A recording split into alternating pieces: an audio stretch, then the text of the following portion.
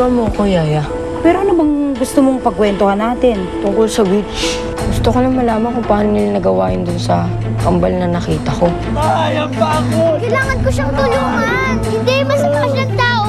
Bakit lahat sila masama? Hindi totoo yan. Meron daw masasama, pero meron ding mabubuti. Ano na naman yung kalokohan at tinuturo mo sa anak ko? Sana lang hindi siya lumaking mangmang na katulad mo.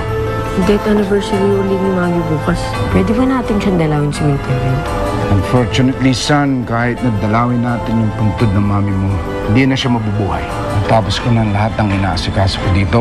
Tomorrow, babalik tayo sa Maynila. Romana, magbilang ko ng 3, sisisip tayo, ha? 1, 2, 3.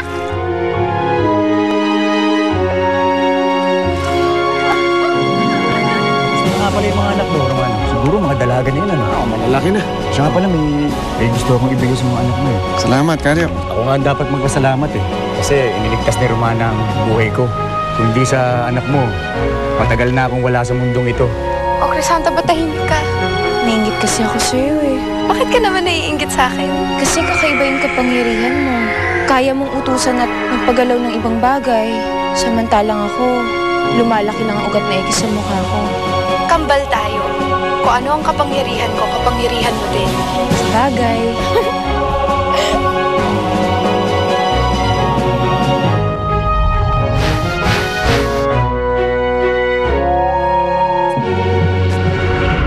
Kaya pala kayo biglang nawala? Namasyal na naman kayo sa gubat. Ilang beses ko ba sasabihin sa inyo na huwag kayong pupunta doon? Bakit ho ba, Nay? Eh, ang sayong mamasyal sa gubat. Doon lang kami nakakakita ng maraming uri ng magagandang bulaklak. Tsaka doon lang kami nakakapamasyal dahil bawal kami magpakita sa bayan. Tapos pagbabawalan mo pa kami? Ikaw kung sumagot ka parang hindi mo ako nanay ah. Naka-ismid ka pa. Ilang beses ko dapat sasabihin sa'yo, dapat nangungupo ka. Oho, pasensya na ho. At huwag na kayong pupunta ulit sa gubat ha. Ha? Naiintindihan nyo? Opo, Nay. Hindi na po. Okay.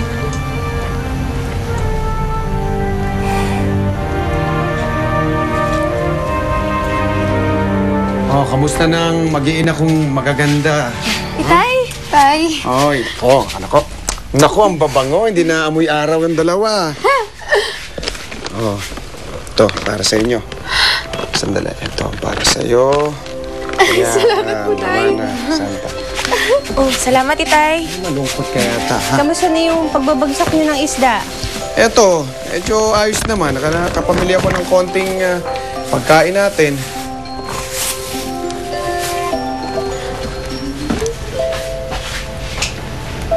Ano? Ayos bang regalo? Opo, ang gaganda po. Ipit sa kasuklay.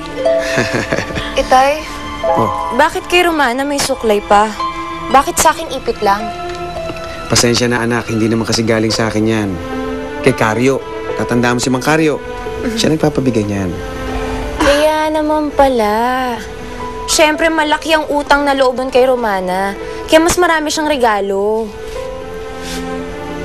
pero Crisanta, pag gusto mo naman, pwede mo namang hiramin yung suklay at ipit ko eh. Oo nga, anak. Ito lang ang laging tatandaan nyo. Kung merong isang bagay ang isa sa inyo, lagi nyo lang ibabahagi ito sa isa't isa. Opo, Itay. At kung nakita niyo po ulit si Mang Karyo, pakisabi po maraming salamat. Sige, makakarating. Yeah. O, tama na yan. Halika na, para makapaghanda na tayo. Siguradong gutom na tong itay nyo. Hindi, gutom. Gutom na gutom.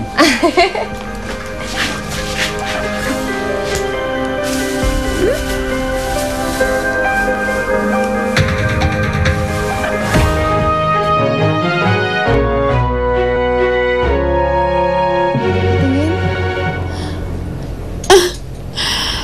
Mas lalo kang gumanda dyan sa ipit mo. Talaga? Oo. Sandali, para makita mo, kukuha ka ng salamin. Wag! Alam mo naman, ayokong tumingin sa salamin, diba? Oo nga. Sa tingin mo ba, hanggang ngayong malaki na tayo, makikita mo pa rin yung babae sa salamin? Ewan ko. Hindi ko alam. tignan mo na, baka makita mo na sarili mo. Eto, oh. Romana, wag. Ilayo mo sa akin yung salamin. Gusto mo na naman ba ako magalit sa'yo? Oh, hindi na. Nandito na. Wala na.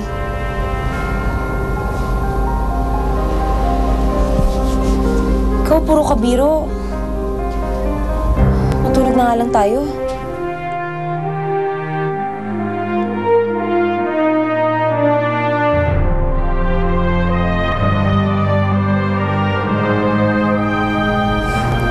Crisanta, huwag ka na magalit sa akin, ha?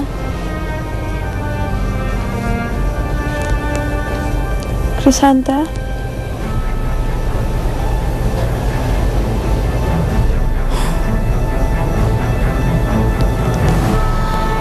Alam mo, kahit ganyang matampuhin ka, mahal na mahal pa rin kita.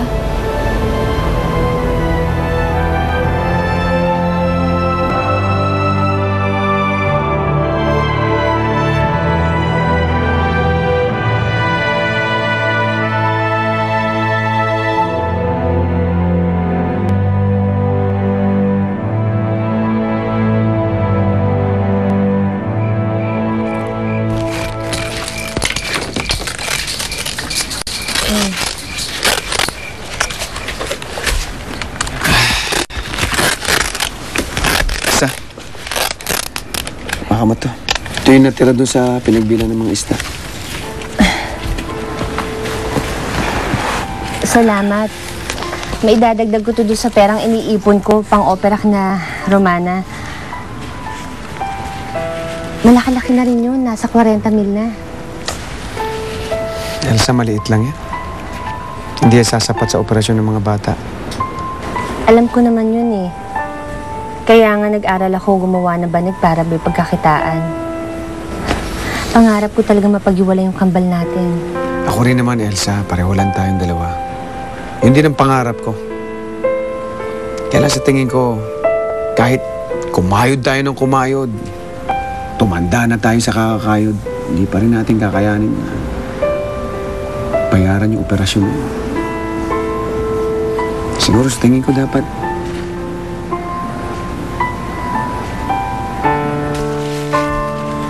tanggapin na natin ang sitwasyon nila.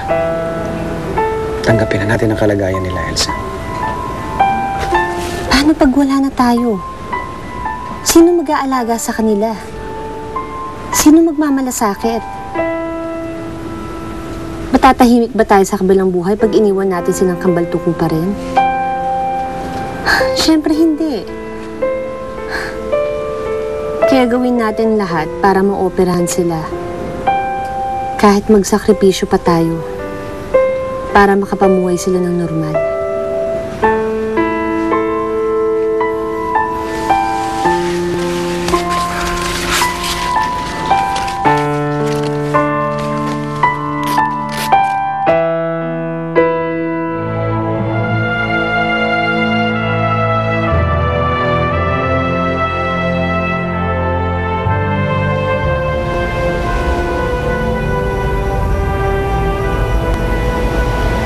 Tama nga si Romana. Ganda nga ako.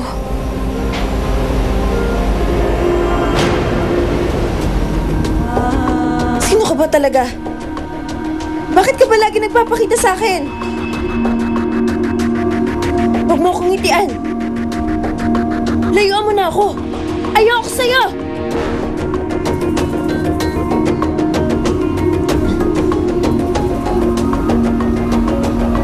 Crisanta, bakit? Wala. Matulog ka na.